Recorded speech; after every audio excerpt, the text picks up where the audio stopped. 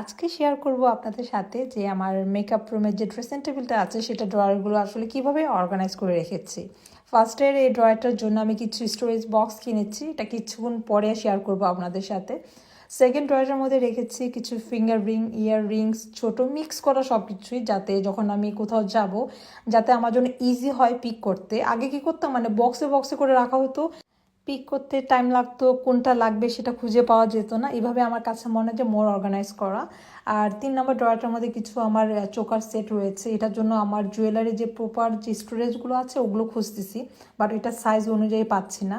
আর 4 নম্বরটার মধ্যে একটু মেসি হয়ে রয়েছে, এটা আপাতত এভাবে রাখা আমার, কারণ যেহেতু এখন সামার টাইম বেশি বের হওয়া হয়, ইন্ডিয়ান আউটফিটগুলো একটু বেশি পরা হয়, তাই মানে ইজি যাতে হয় এই জন্য এভাবে আপাতত এভাবে অর্গানাইজ করা।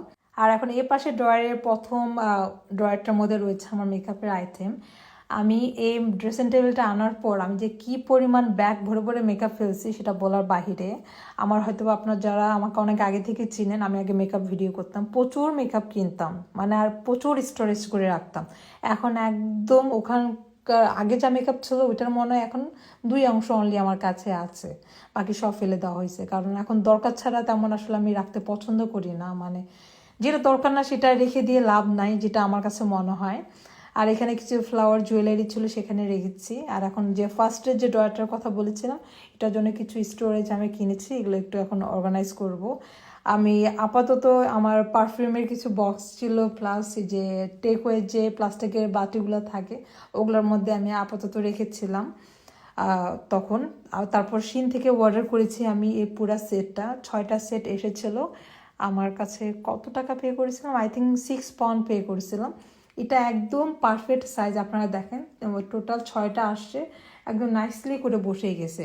আর আমার স্কিন কেয়ারের প্রোডাক্ট খুবই বেশি কম, বাট আগে এমন একটা টাইম পার করছি সত্যি কথা বলতে, যে ইউজ করি বা না করি, মানে ড্রয়ার ভর্তি মেকআপের আইটেম থাকতে লাগবে, ড্রয়ার ভর্তি স্কিন কেয়ারের প্রোডাক্ট থাকতে লাগবে, এমন একটা মানে টাইম কাটাইছি। বাট এখন আই ডোন্ট নো, এখন টোটালি একদমই ডিফারেন্ট। এই ড্রেসিং টেবিলটা কেনার পর যখন আমি অর্গানাইজ করতে বসছি, আমি বললাম না যে স্কিন মেকআপের আইটেম যে পরিমাণ ফেলছি, ঠিক সেম পরিমাণে স্কিন কেয়ারের প্রোডাক্ট আমি ফেলছি। কিছু কিছু জিনিস আমি চ্যারিটি শপে আমি কিছু জিনিস দিয়ে দিয়েছি, আর যেগুলো ওপেন করা ছিল লাইক মানে ইউজ করে দেখছি ওগুলো ফেলে দেওয়া হয়েছে, কারণ এগুলো তো আর কোনো অপশন নেই।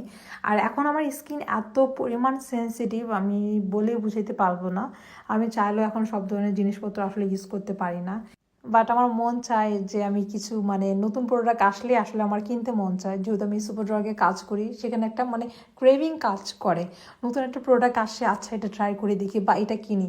বাট এখন আমি নিজেকে মানে টোটালি মানে স্টপ, মানে দরকার ছাড়া আমি মানে চোখ বন্ধ করে রাখি সত্যি কথা বলতে। আসলে যারা এসব ডিপার্টমেন্টে আসলে কাজ করে নিজেকে কন্ট্রোল করা আসলে অনেক বেশি টাফ। এদিকে অর্গানাইজ করা কমপ্লিট, এখানে কিছু জুয়েলারি স্টোরেজ কিনেছিলাম, বাট এটা বুঝতেছি না যে এটা কীভাবে রাখবো, কারণ আমি চাচ্ছিলাম এগুলোর মধ্যে আমার যে চোকারের সেটটা রাখার জন্য, বাট আমার চোকারের সেট অনুযায়ী এটা একটু বেশি ছোট, বাট বুঝতেছিলাম না। পরে আমি নিচে যে পাশে চুড়ি রয়েছে ওইটা ভাবলাম যে ওইটা উঠাই, বাট দেখলাম যে না, ওখানেও ফিট হবে না। বাট আপাতত এভাবেই থাক, এটা আমি রেখে দেব, পরে বুঝে শুনে চিন্তা করে দেখি কি করা যেতে পারে। আর শেলফের ওখানে যে টিস্যু হোল্ডারটা দেখতেছেন, এটা আপনারা হয়তো বা খেয়াল করেছেন, আমি লাস্ট শিন থেকে এটা কিনেছিলাম। আর এটার মধ্যে আমার টিস্যুগুলো আমি ঢুকায় রাখবো, নর্মালি বক্সে করে রাখা হয়, দেখতে ভালো লাগে না, তাই এটা কেনা হয়েছে। আর আমি আমার ফেস কখনো টাওয়াল দিয়ে মুছি না, আমি সব সময় টিস্যু ইউজ করি, কারণ আমাদের স্কিন অনেক বেশি সেন্সিটিভ। আমরা সেম টাওয়াল দিয়ে যদি বারবার মুখ মুছি, ওই টাওয়ালের মধ্যে কিন্তু এই ব্যাকটেরিয়াগুলো থেকে যায়, এটাতে স্কিনের অনেক বেশি প্রবলেম হয়। এটা আমি কয়দিন আগে ফাইন্ড আউট করছি, লাইক 1-2 মাস আগে। তারপর থেকে আমি সবসময় টিস্যু ইউজ করি।